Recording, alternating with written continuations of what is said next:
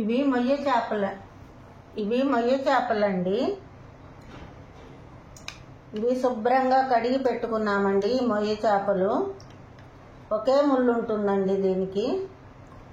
మొయ్య చేపలు ఇవన్నీ డిష్లో వేస్తున్నానండి. ఉల్లిపాయ ముక్కలు తరిగి పెట్టుకున్నానండి, ఇవి కూడా వేస్తున్నానండి.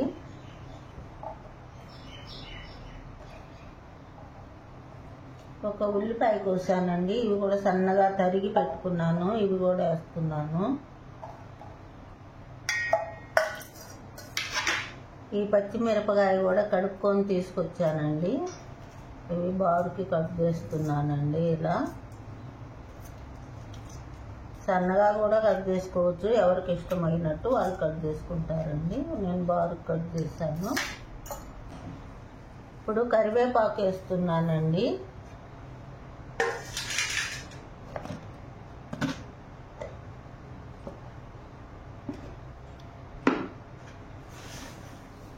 సాల్ట్ వేస్తున్నానండి కొంచెం.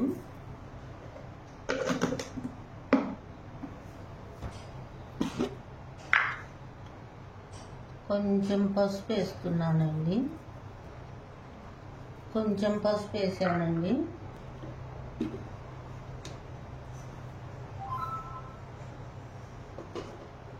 కారం ఒక స్పూన్ వేస్తున్నానండి. కొంచెం చేపలు కదండి, వాసనగా ఉంటాయని కారం ఒక స్పూన్ వేసానండి.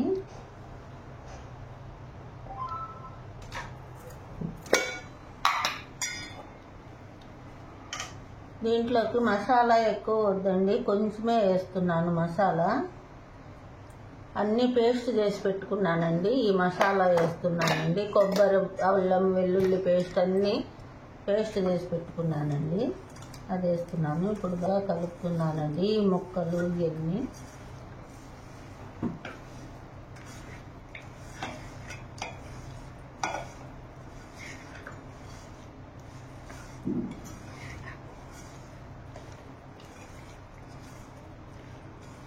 ఇవి ఇప్పుడు బాగా కలిసిపోయిందండి. ఇప్పుడు నూనె కొంచెం వేస్తున్నామండి.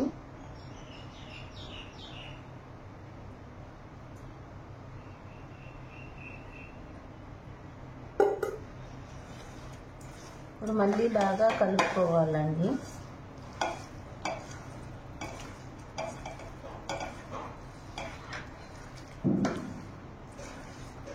ఇప్పుడు చింతపండు పులుసు పోయటానికి చింతపండు బాగా పిసుకోవాలండి.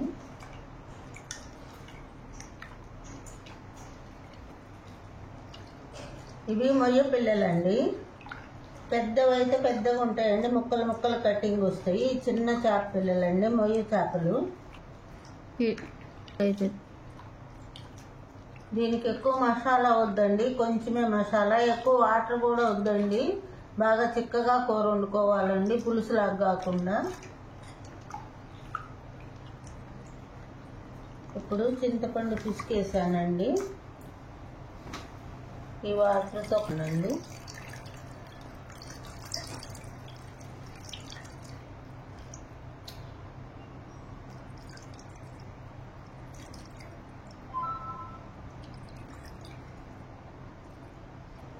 చింతపండు పులుసు పోసినాక ఇది మొత్తం కలుపుతున్నానండి.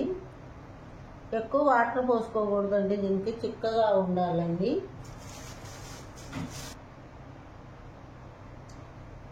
ఇప్పుడు కొత్తిమీర వేస్తున్నానండి. ఇది అయినాక గరం మసాలా పౌడర్ వేస్తానండి. ఇప్పుడు ఉప్పు, కారం, అన్ని పసుపు, మొత్తం మసాలా, మొత్తం చింతపండు పులుసు సరిపోయిందేమో అని ఇప్పుడు టెస్ట్ చేస్తున్నానండి. కొంచెం అన్నీ బాగా సరిపోయినాయండి, పులుపు కూడా. ఇప్పుడు తీసుకెళ్ళి గ్యాస్ మీద పెడతానండి. ఇప్పుడు గ్యాస్ మీద పెడుతున్నానండి. ఒక 10 నిమిషాలు ఆగిన తర్వాత, ఇదని మొత్తం ఉడికిన తర్వాత గరం మసాలా వేస్తానండి. అప్పుడు మూత తీస్తానండి.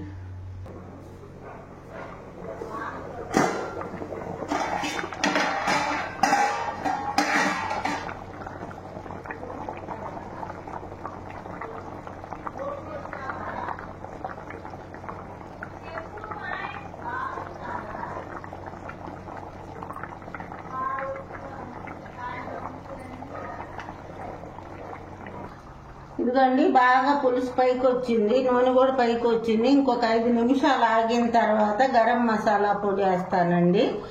అప్పుడు కూర రెడీ అయిపోతుందండి. ఇప్పుడు మూత తీస్తున్నానండి. 5 నిమిషాలు అయిపోయింది. ఇప్పుడు గరం మసాలా పొడి వేస్తున్నానండి. కొంచెమే వేసుకోవాలండి. దీంట్లో మసాలా కూడా కొంచెమే పడుతుందండి, ఎక్కువ పట్టదు. మొయ్య చేపల పులుసు అండి. ఇగురు పులుసు కాదు, ఇదిగోండి కొంచెం పులుసు లాగా.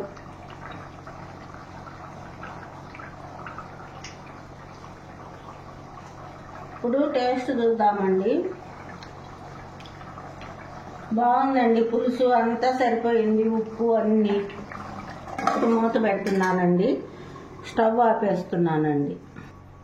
ఇగురంటే ఇంకా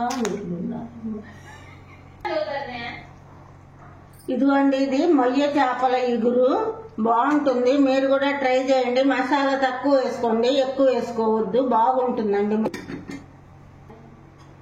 దీంట్లో కాంబినేషన్ సంగటి చేసుకుంటామండి మేము. ఇది మొయ్య చేపల ఇగురు.